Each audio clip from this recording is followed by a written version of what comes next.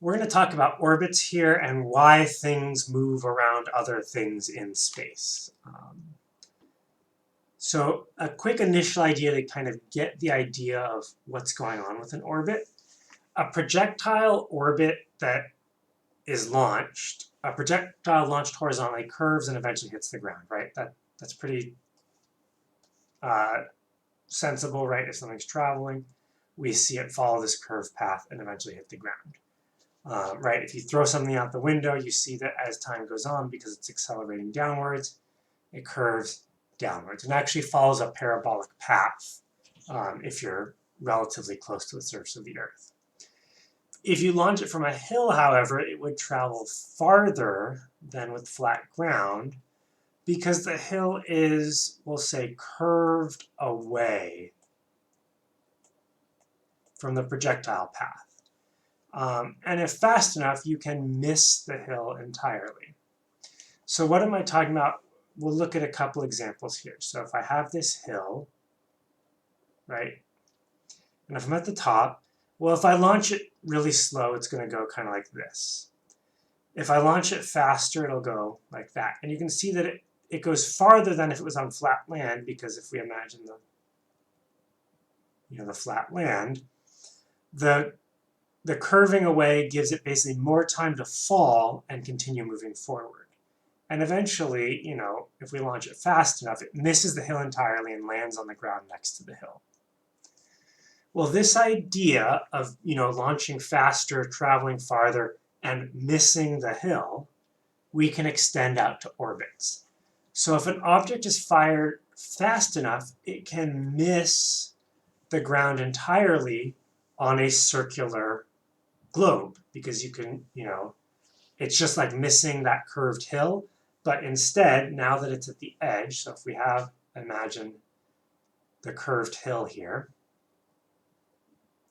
if I fired it fast enough so it missed, but now instead of it being a curved hill, it's actually just the sphere of the Earth. Well, now it's like I've just got an object that was fired from the side of the planet downwards. So what's it going to do? It's going to curve towards the Earth. But if it goes fast enough, it might miss while it's traveling, curving in towards the Earth, but it doesn't curve in fast enough. It misses the Earth. And now we've got the same situation on the bottom, which is just upside down of what we had on the top. It's trying to fall towards the Earth, but it's traveling fast enough horizontally compared to the Earth that it keeps missing the ground by the time it gets there. So if you notice, kind of from the perspective of the point up here, it's moved vertically to get to this point right here, but it's also moved horizontally to end up missing the ground. And this is literally what an orbit is the objects are constantly falling towards the Earth, they're constantly being pulled towards the Earth, but they're traveling fast enough, but that by the time they would have hit the ground, they're past the edge of the Earth, so to speak. It's a rough description. There's a little more nuance, a little more technical kind of fanciness, but this is good enough for understanding why the orbits work the way that they do. It's a good picture to kind of get that sense. And this also then explains why it's better and frankly accurate to understand all objects that are orbiting are also in free fall. And this is why when we talk about weightlessness, objects that are weightless because they're in orbit aren't actually weightless because they're in orbit. They just appear weightless because they are in free fall.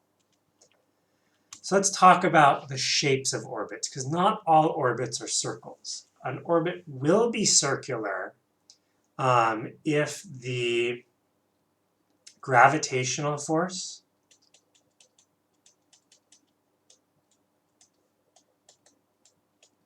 on an object is exactly equal to the necessary centripetal force. So if you remember in circular motion, we talked about centripetal force being the force required to pull something in circular motion, uniform circular motion. So if that's exactly equal to the gravitational force, those two objects that object will be able to continue to move in a circle, which makes sense because in this case it's just the centripetal force is supplied by the gravitational force. If the gravitational force is too, let me see what order I put them in, is too weak, it will be an ellipse with the opposite side farther away from the planet. In other words, it's going to kind of start to spiral outwards and go to a farther away orbit. If the gravitational force is too strong, it will be an ellipse that's pulled closer on the opposite side. So I'm going to show you this in some sketches here. But it's also possible to go too fast and it cannot orbit a celestial body. So it's possible, this is known as the escape velocity. If you have a velocity that's fast enough that the orbit basically goes out to infinity on the other side, you can't have these situations, or if gravity's not strong enough, that sort of thing. So let's look at orbit shapes here.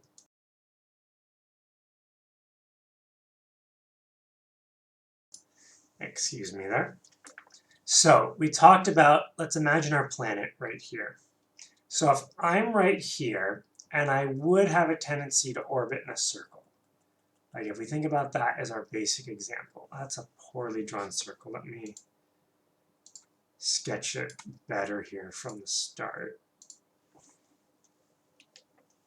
Okay, so if I imagine I start with a circular orbit.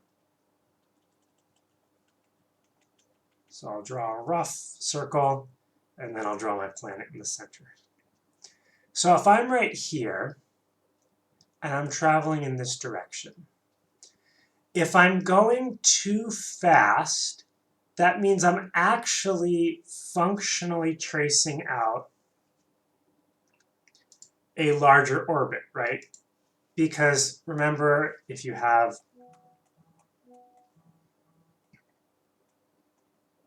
something like this, if I want this to equal FG, if my FC is bigger than my FG, it's kind of like I'm working in a circle that's got a bigger orbit.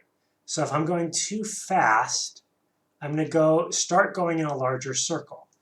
But at a certain point, that means the gravitational force gets weaker. And what happens is I can't stay in that orbit, but the effect doesn't kind of kick in fully until I get all the way to the opposite side. So what happens, I start falling into a lower orbit. And this is a really bad ellipse, but you can imagine kind of a better ellipse that goes farther out on the opposite side. Likewise, if I'm traveling too slow, then the Earth is actually pulling on me harder, and I'll get pulled tighter into the Earth.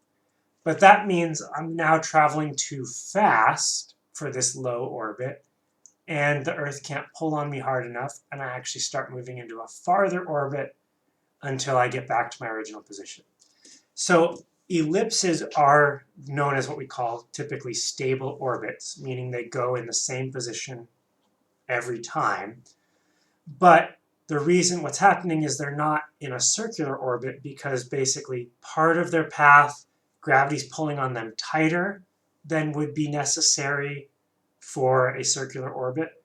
Part of their path, the gravitational pull is pulling on them looser than would be necessary for a gravitational orbit.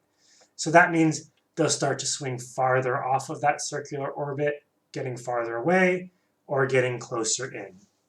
And this is kind of the idea of why ellipses are so common, because basically as you go farther or closer away, the gravitational force gets weaker and stronger, your speed gets faster and slower, and you get these kind of trade-offs that happen. But they ultimately, by the time you get back to where you started, they've balanced or canceled out in this way. You don't need to know a whole lot of the details of the math behind it. There's lots of really interesting math and interesting ideas of like if you want to, move from one place to another, when do you fire your rockets, when do you do all this stuff. That's all something we call orbital mechanics. But for now, we just want to kind of introduce the ideas and why it might make sense to expect to see circles and orbits because it's tying back to that circular motion and what would happen if your circular motion isn't perfect.